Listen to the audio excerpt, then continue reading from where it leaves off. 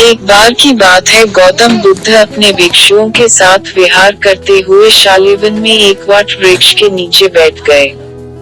धर्म चर्चा शुरू हुई और उसी क्रम में एक भिक्षु ने उनसे प्रश्न किया, भगवान, कई लोग दुर्बल और साधनहीन होते हुए भी कठिन से कठिन परिस्थितियों को भी मात देते हुए बड़े बड़े कार्य कर जाते हैं, जबकि अच्छी स्थिति वाले साधन संपन्न लोग भी उन कार्यों को करने में असफल रहते हैं। इसका क्या कारण है?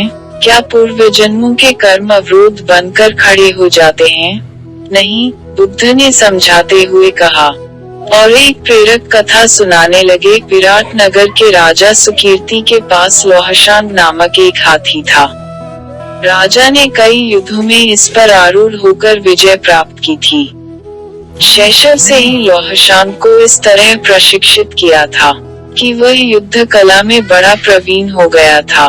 सेना के आगे चलते हुए पर्वताकार लौहशान जब अपनी क्रोधावस्था में प्रचंड हुंकार भरता हुआ शत्रु सेनाओं में घुसता था तो देखते ही देखते विपक्षियों के पांव उखड़ जाते थे। धीरे धीरे समय के साथ जिस तरह जन्म के बाद सभी प्राणियों को युवा और जरावस्था से गुजरना पड़ता है, उसी क्रम से लौहशान भी वृद्ध होने लगा। उसकी चमड़ी झूल गई और युवावस्था वाला पराक्रम जाता रहा।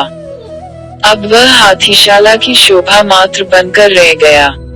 उपयोगिता और महत्व कम हो जाने के कारण उसकी ओर पहले जैसा ध्यान भी नहीं था। उसे बहुत प्यासा होने और कई दिनों से पानी न मिलने के कारण एक बार लौहशान हाथीशाला से निकलकर पुराने तालाब की ओर चल पड़ा, जहां उसे पहले कभी प्रायः ले जाया करता था। उसने भरपेट पानी पीकर प्यास बुझाई और गहरे जल में स्नान के लिए चल पड़ा। उस तालाब में कीचड़ बहुत था। दुर्भाग्य से वृद्ध हाथी उसमें फंस गया। जितना भी वह निकलने का प्रयास करता उतना ही फंसता जाता और आखिर गर्दन तक कीचड़ में फंस गया। यह समाचार राजा सुकीर्ति तक पहुंचा तो वे बड़े दुखी हुए।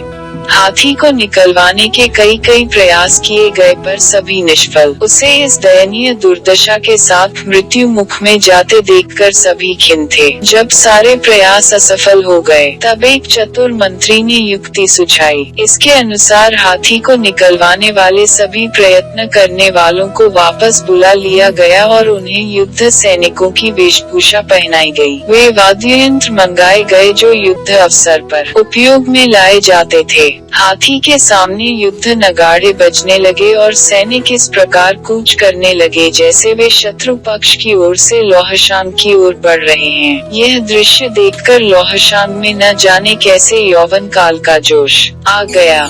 उसने जोर से चिंगार लगाई तथा शत्रु सैनिकों पर आक्रमण करने के लिए पूरी शक्ति से कंठ तक फंसे हुए कीचड़ को रौंदता हुआ तालाब के तट पर जा पहुंचा और शत्रु सैनिकों पर टूट पड़ने के लिए दौड़ने लगा। बड़ी मुश्किल से आखिर उसे नियंत्रित किया गया।